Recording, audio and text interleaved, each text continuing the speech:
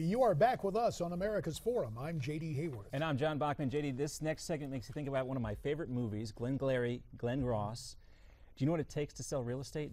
Don't answer that question. I had my whole theory here, but not in terms of that particular work of art. Yeah, we'll save it for after the show, but check out the movie if you want to know what I'm talking about. Well, according to a new Gallup poll right now, most Americans actually believe that real estate is the best long-term investment available. The Economy and Personal Finances poll asked Americans to choose the best option for long-term investments. They were given choices: real estate, stock, mutual funds, golds, savings accounts, CDs, or bonds. Previous surveys had gold as the most favored choice, but as you can see here from what we're showing you on the screen, that has changed. Gold now ties with stocks and mutual funds, with 24% of Americans believing them both to be the best option for investment. 2014 has seen the housing market improve steadily across the United States, and home prices have been rising after a steep drop in 2007 during the subprime mortgage crisis. This current improvement in prices may be why more Americans are now considering real estate as the best option for long-term investors. And we are joined now by the CEO of McCabe Research and Consulting,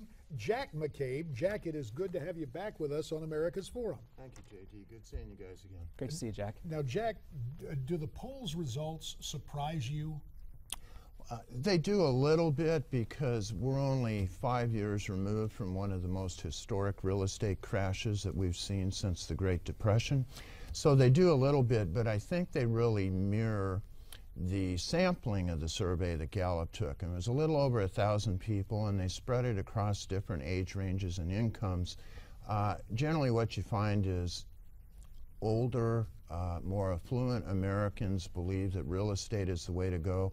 Younger Americans that are not reaching their stages of affluency yet believe that savings, CDs, and more hard-type currency is the way to go.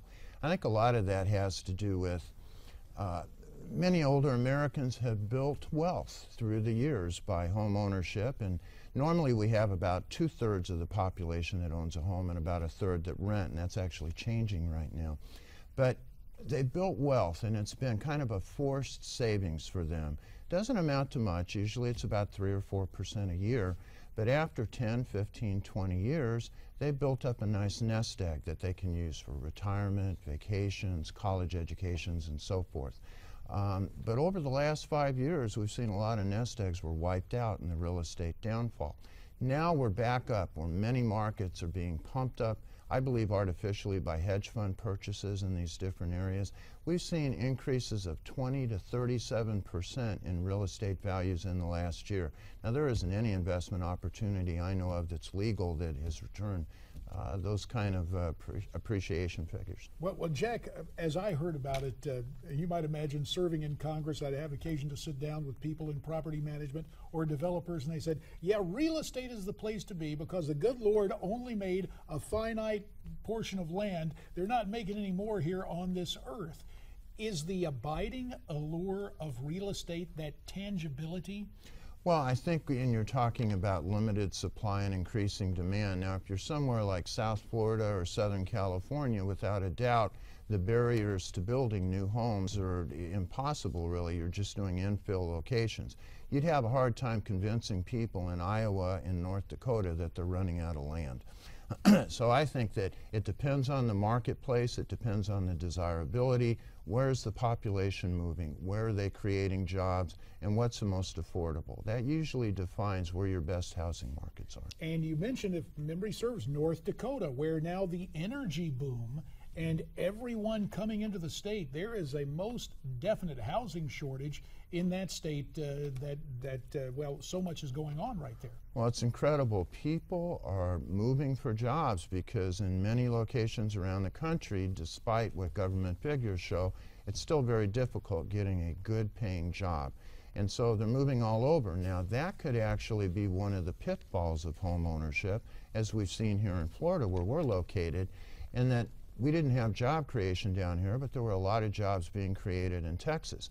But homeowners here in Florida could not move to Texas for those jobs because they couldn't sell their homes during the downturn. So I think mobility is another reason why young people don't see home ownership as the greatest thing.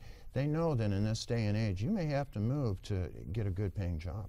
Now, should we be concerned, one of the things that's maybe holding back the economy a little bit right now is that equity in people's homes has not returned to the level that they were accustomed to prior to 2007. And you could make the argument here, Jack, that there was too much wealth in housing leading up to the housing crash. You think about diversifying your portfolio. Do Americans need to be concerned about maybe spreading their nest egg around a little bit more? Absolutely, and I think when you talk to most very successful investors, they'll tell you don't ever put all your eggs in one basket. You spread them around, you diversify.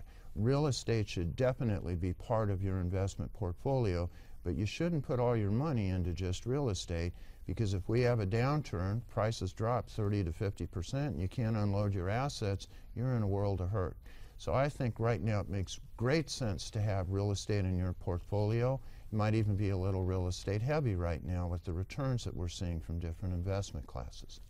Jack, in just about every economic endeavor, we talk about cycles of boom and bust. We might add the third B, especially to real estate, the bubble. Are we replicating the past? Could we see, especially with the investments right now that we've talked about in the past, is there a danger of a bubble-type circumstance reemerging? Yeah, it's a hot topic for a debate right now, and analysts are very split on it. I personally believe that, yes, there is danger of a bubble. Not a national bubble at this point, but definitely those sand states, the southern states where we saw the greatest rise in artificial appreciation, and then the rocket came crashing back to earth. We saw 50 and 60% drops in prices. California, I think, definitely is getting into that bubble territory now with the gains they've seen out there. Florida, you can make a case where we've seen 21 to 28% increases in real estate values here in the last year, maybe approaching that sometime soon. Las Vegas and Phoenix, other areas with the large double-digit, very abnormal type gains in real estate values. We may be looking at bubble territory, not in the next few days or even the next few years, but 3 or 4 years from now, we could be in trouble again. Oh, it brings a whole new meaning to the term bubble bath. None of us want to take a bath as investors, but we appreciate your cautionary note here and your candor about all this, Jack McCabe. Thank you. Great to see you, Jack. Good seeing you too, John. All right, more to come here on America's Forum. It's not too late to send in your comments. What do you think about the real estate market? Could we be in another real estate bubble? Are we headed for another real estate crash? Write in. Let us know how you feel about this issue. Find us on social media at NewsmaxTV, the hashtag America's Forum. You can find us on email, connect@newsmaxtv.com, or on Facebook, facebook.com/NewsmaxTV.